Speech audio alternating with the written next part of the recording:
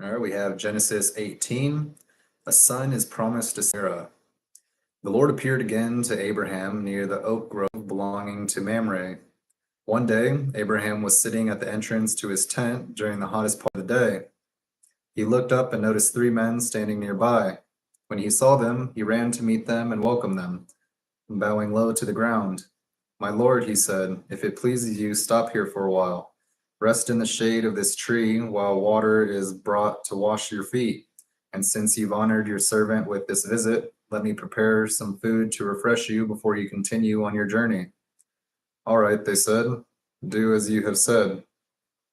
So Abraham ran back to the tent and said to Sarah, hurry, get 3 large measures of your best flour, knead it into dough, and bake some bread. Then Abraham ran out to the herd and chose a tender calf and gave it to his servant, who quickly prepared it. When the food was ready, Abraham took some yogurt and milk and the roasted meat, and he served it to the men. As they ate, Abraham waited on them in the shade of the trees. Where is Sarah, your wife? The visitors asked. She's inside the tent, Abraham replied. Then one of them said, I will return to you about this time next year, and your wife Sarah will have a son. Sarah was listening to this conversation from the tent. Abraham and Sarah were both very old by this time, and Sarah was long past the age of having children.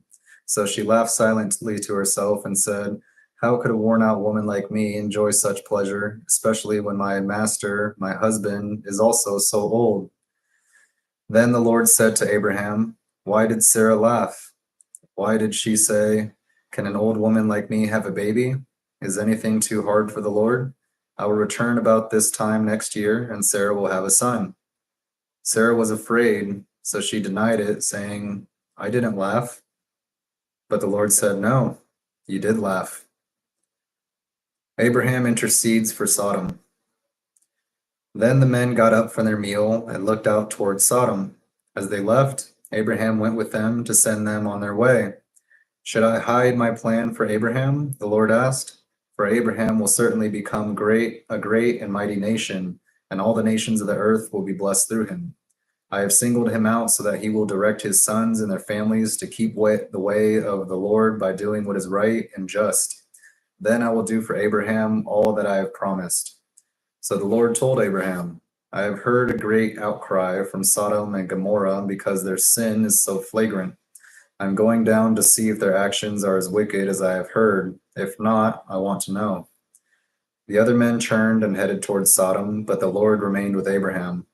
Abraham approached him and said, will you sweep away both the righteous and the wicked? Suppose you find 50 righteous people living there in the city. Will you still sweep it away and not spare it for their sakes? Surely you wouldn't do such a thing, destroying the righteous along with the wicked. Why, you would be treating the righteous and the wicked exactly the same. Surely you wouldn't do that. Should not the judge of all the earth do what is right? And the Lord replied, if I find 50 righteous people in Sodom, I will spare the entire city for their sake. Then Abraham spoke again. Since I have begun, let me speak further to my Lord. Even though I am but dust and ashes, suppose there are only 45 righteous people rather than 50. Will you destroy the whole city for lack of 5? And the Lord said, I will not destroy it if I find 45 righteous people there. And then Abraham pressed his request further. Suppose there are only 40. And the Lord replied, I will not destroy it for the sake of 40. Please don't be angry, my Lord, Abraham pleaded. Let me speak. Suppose only 30 righteous people are found. And the Lord replied, I will not destroy it if I find 30. Then Abraham said, since I have dared to speak to the Lord, let me continue. Suppose there are only 20. And the Lord replied, then I will not destroy it for the sake of the 20. Finally, Abraham said, Lord, please don't be angry with me if I speak one more time. Suppose only 10 are found in there. Or suppose only 10 are found there. And the Lord replied, I will not destroy it for the sake of the 10. When the Lord had finished his conversation with Abraham, he went on his way, and Abraham returned to his tent. It's Genesis 18.